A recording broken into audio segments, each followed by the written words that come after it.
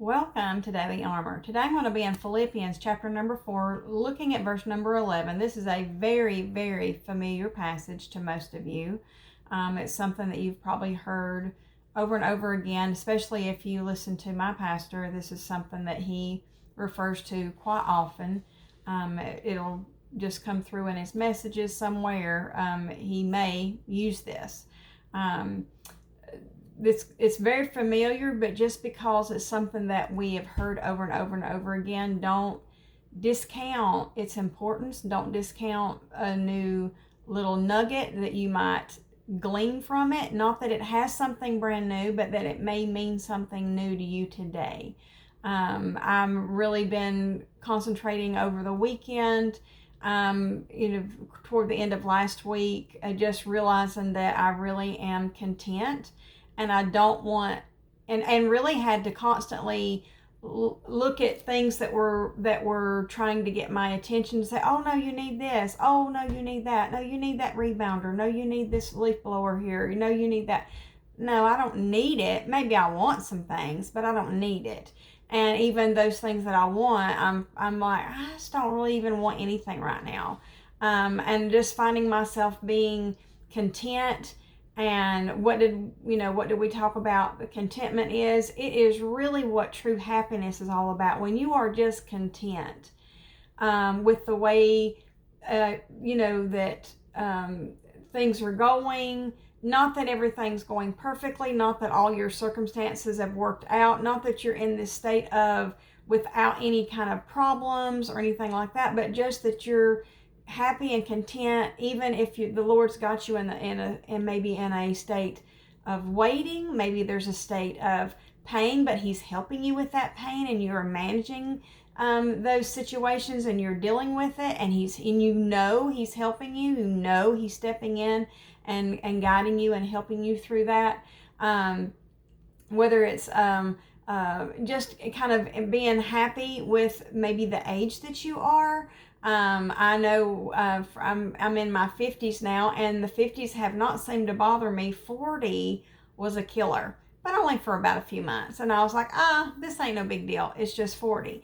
And as I look to the future, now that I'm in my 50s and I'm thinking, okay, I've got more years behind me than I probably do ahead of me, then, I don't want to have that dread. I don't want to have that, I don't want to get discouraged or get depressed or have my mind on the wrong things.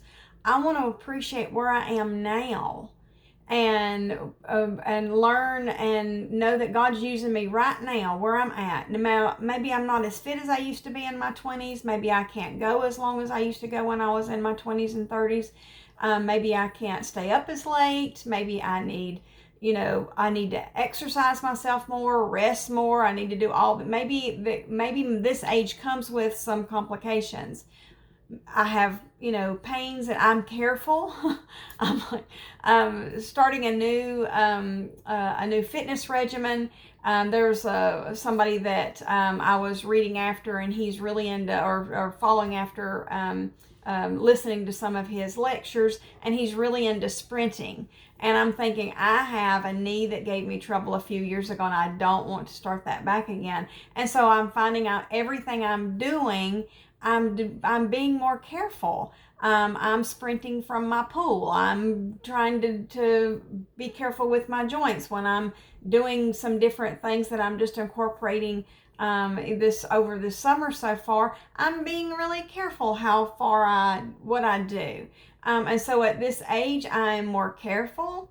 But you know what? I'm finding that I'm okay with that, because before I was just so far, I would just go for it and take off, but I would find myself injuring myself or getting ahead of the Lord and doing it too quickly. That horse that's at the gate that just is ready and raring to go. That's the way I used to always be. And now I'm like, I'm finding myself, and I hope that I stay this way, I'm finding myself being content with where I am, with how things are going, I'm not where I'm heading.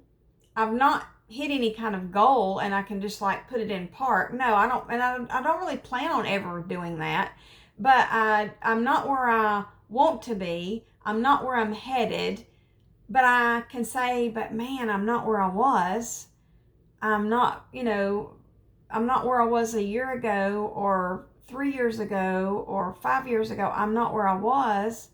I'm not where I was headed before I met the Lord. I'm not where I was, my destination was going to be before He came to me and showed me that I was lost, and then I accepted Him and it changed my destination. Now I'm not there. I'm not in heaven yet, but I'm on my way. I'm going. I know I'm going to be there. I know my name is written in the Lamb's Book of Life. I know that I will be accepted because it's not about me. I'm accepted because the price was paid, the penalty was paid. My redemption has been purchased through the blood of Jesus Christ, not through attendance, not through faithfulness, not through being a church member, not through being baptized, not through giving tithes, not through helping someone, not through basically being a good person, not through any of those things. But I'm on my way to heaven, and my destination, I've not got there yet, but it's as if I've already been there. And all that security is not coming from anything from me, but it's all, I'm happy and I'm at peace with that because of Jesus Christ. Now let's get into the text. It says, not that I speak in respect of want, for I have learned in whatsoever state I am therewith to be content. There's that word, to be content, to be happy, to be satisfied. Maybe you're not at the goal. It's not saying that we have to be at a goal to be satisfied, but we can be satisfied with where we are in our training, in our life, at our age. I mean, maybe I do have to be more careful. Maybe I do have to, swim my sprints, or do my sprinting from the pool instead of out here in the yard. Maybe I do have to be a little bit more careful. Maybe I do have to work harder to maintain that muscle and to gain muscle, because I'm not as young as I used to be, but that's okay. I'm happy, I'm satisfied with where I am, and I know God's got the plan.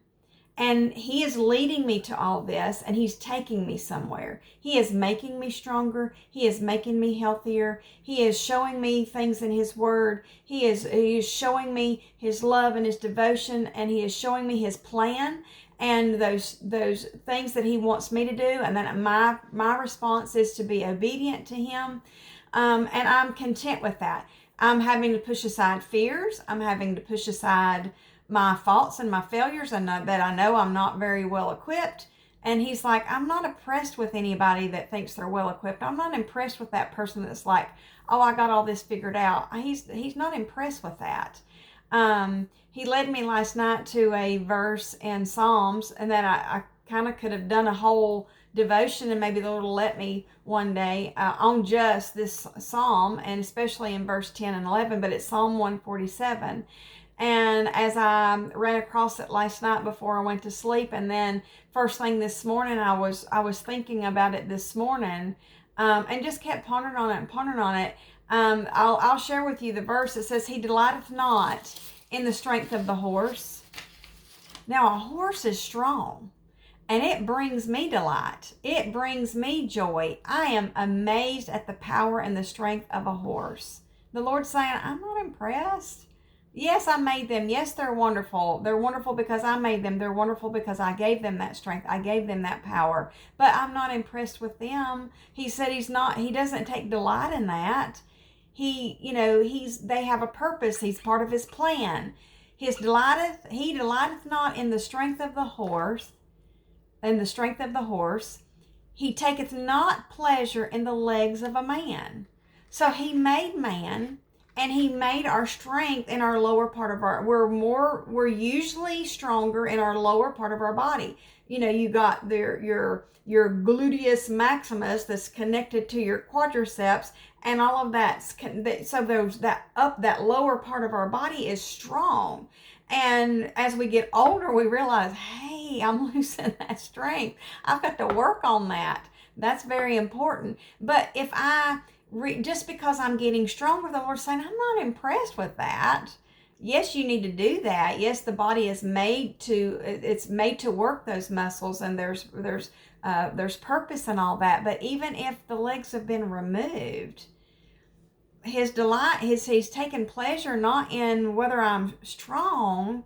He can use me right where I'm at, where I'm still weak, where I don't have, I'm working on that lower body, I'm working on that upper body, I'm working on those muscles, but he's not taking pleasure in that. He can use me, he can use you right where we are, even if we're tired, even if we're anxious, even if we are older. And that gives me hope, because no matter how old I get, I'm not going to be able I'm not going to be able to exercise myself, or, eat enough healthy to stop my aging process. I'm still going to age. I'm still going to, if the Lord leaves me here, if he doesn't take me before, I'm going to make it to 55 and 60 and 65, unless the Lord comes back, or unless he takes me home before then. He can use me no matter what age, no matter where I'm at, and I want to be content no matter where I'm at, no matter what I'm going through, even if the body weakens, even if there's been an accident, even if I lose the ability to even use my legs. Man, I know so many people that don't even have the ability to use their legs, but they have such an impact, and they do such a wonderful service for the Lord, to the Lord, with the Lord. God uses them just like they are. So it's not about whether I have the strength in my legs or not. It's not about whether that I'm physically fit or not. God's saying, I'm not impressed with that. He says, I'm not taking delight in the strength of the horse, and I'm not taking pleasure in your legs and what you can do. What he's saying is, those muscles, that represents what I can do. That represents what I can do. When he says, I taketh not pleasure in the legs of a man, he's saying, I'm not taking pleasure in what you can do. But what does he take pleasure in? It says, verse number 11, the Lord taketh pleasure in them that fear him. Now, how do we know that we fear the Lord? How does he know that we fear the Lord? And we know he knows. We know he knows our mind. He knows our thoughts. He knows our attitudes. He knows no matter what we're putting out here in front of everybody else, he knows what's deep down inside. So how do we, and we can make excuses. We can, see our faults and like, well, that's just the way I am, Lord, and I don't know how to be any different, or whatever we want to say. But how do we really, really respect and fear the Lord? And this is respecting the Lord, but this is also an actual fear of knowing what he can do, knowing that he's going to punish me if every time I'm disobedient, knowing that he's not going to let me by with it, because he wants me, he's trying to train me, he's trying to make me to be more holy, to be like him. I am to be like him, which means that he's training me, and he's helping me, and how that when I give him pleasure, when I'm making him happy, is when I am fearing him. And how do we know when we're fearing him? When we're more scared to disappoint him. We're more scared to not do what he says than to go with what we want, or to even to go with what man wants. I'm thinking of something the pastor said recently, just some different scenarios that he's brought up that gives a good example of this. When you've got Daniel, they make the decree that for so many days that there's nobody can pray to any other god but the statue. They're going to honor the king. Everything has to be done to the king. And the decree was signed, and it was in place. And what did it say? And I believe Brother Jack brought this up last night in his message. And he went to pray to the Lord just like he did aforetime. So he did not change what he was supposed to do. He wanted to pray to the Lord. He needed that prayer to the Lord. He needed to be obedient to the Lord, no matter what law had changed, no matter what man had said, no matter what the consequences were. And there were consequences. He was going to be thrown into the den with the lions. He was going to be thrown to the lions to be eaten. and to be ravaged and to be torn into bits and pieces. And that would be terrifying. But when not going with God is more terrifying than anything that man can do, that anything that can happen, that or anything that I want to do. And this is something I struggle with. This is something I don't have perfected by no means, because I can be obedient, and then all of a sudden I'm like, I mess up. Here I've messed up again. And he takes pleasure when I am doing it his way, when I am more worried about him than myself. But then I have those moments and I know I bring him displeasure and it makes me feel horrible. And I've lost that. I'm not content. That's when I'm not content. I'm not content to stay there. This feels terrible. This feels gross. This feels nasty. When I have displeased the Lord, especially if it was just to give myself a few minutes of, I'll just be honest. I ate some Honey Nut Cheerios. I'm not supposed to eat Honey Nut Cheerios. They've got sugar in them. I'm not supposed to eat them. And I ate some. And then I felt terrible. Absolutely terrible. I know that's something silly and trivial and probably means no hill of beans to anybody, but it means a whole lot to me. And the Lord was very displeased with me. And I had to come to him and ask for forgiveness. And I know I wasn't worthy of it. I know that I went after something that it's been in my cabinet for months and months and months. Probably the whole time I've been on this journey. They have been a staple in my cabinet for my grandchildren the whole time. Not an issue. But yet, the other evening, it was an issue. I was restless. I was not really aggravated, but just restless. I was just restless. I was fidgety and I was not being very content. And I reached for something that I shouldn't have reached for, that it was not bringing my Lord pleasure. But what does bring him pleasure? When I fear him, when I want to please him more than I want to please man or myself. And what else does it say? In those that hope in his mercy.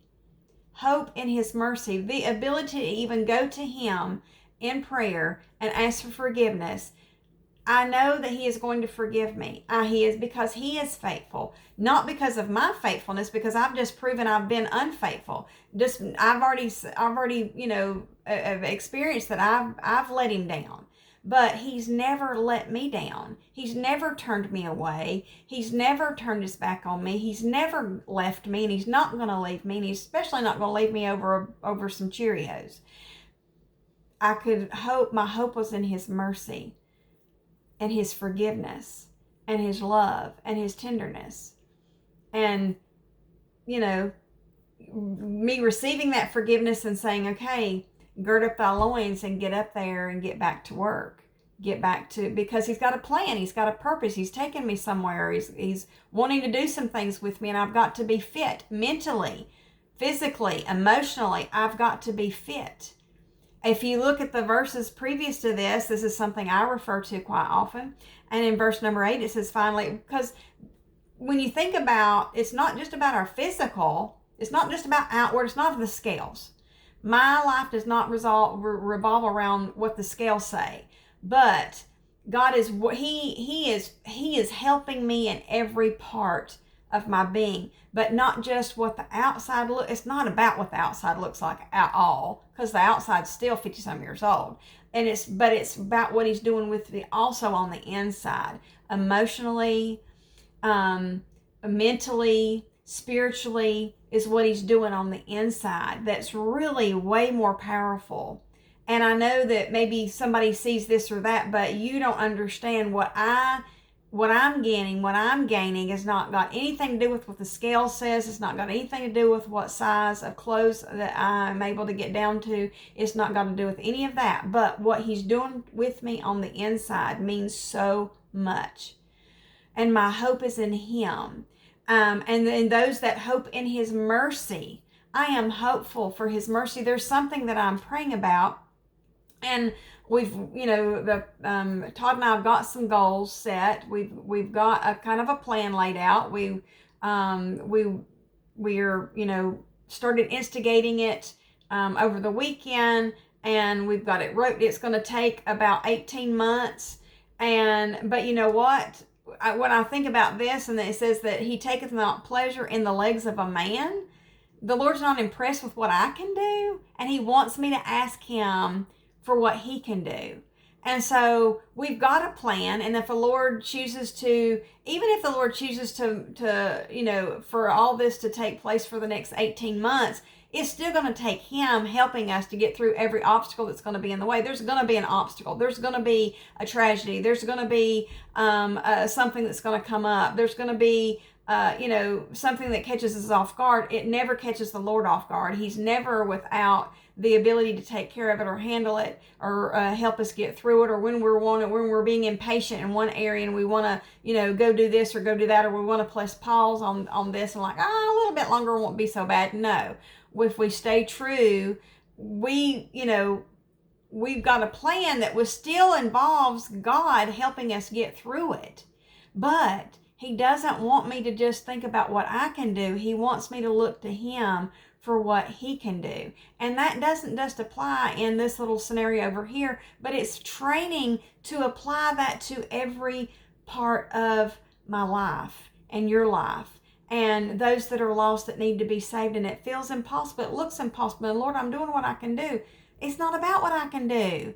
I have to expect that he's working on the other side, that he's doing stuff that I can't see, that he is working with my children, and he's working on my children and my grandchildren, and he's helping their spouses, and he's being there with my neighbors, and he's working on their side, and all of this. It's not about what I can do, but my hope is in what he can do, because I'm going to get a lot of things messed up. I really, really am. But I'm never going to mess up when I'm fully trusting and my hope is in him. And that is where I'm content.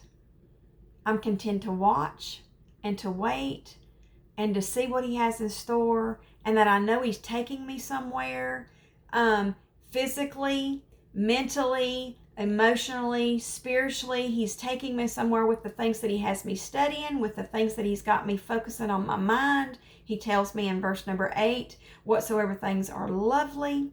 Let me back up. Whatsoever things are true, whatsoever things are honest, whatsoever things are just, pure, lovely, good of good report, if there be any virtue, if there be any praise, think on these things. He's helping me mentally, and he's helping me physically and emotionally and all of that in between.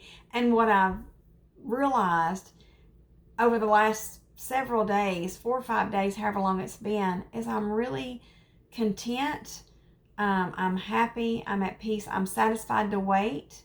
I'm satisfied to wait 18 months for this one scenario. I'm satisfied to wait 6 or 7 months for this other scenario. I'm satisfied for it to take as long as it needs to take for all of these other scenarios, even if it's things that I don't see, that he takes me out before I get to see them.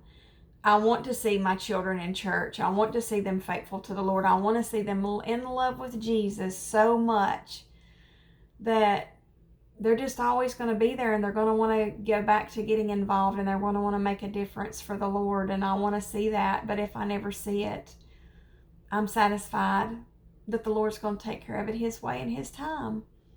And I'll be satisfied with that. I'm content. I'm so happy that I'm content. I hope you're content with wherever you are. If you are waiting on healing, but you're content, Lord, you're sustaining me. You're helping me. Now, I'm not saying that the Lord's not taking us somewhere. I'm not saying this is the way life is forever, but you're content with wherever you are. Just wherever you are, because he is sufficient. He is enough. God is enough. Jesus is enough. His blood was sufficient for all sin, past, present, and future.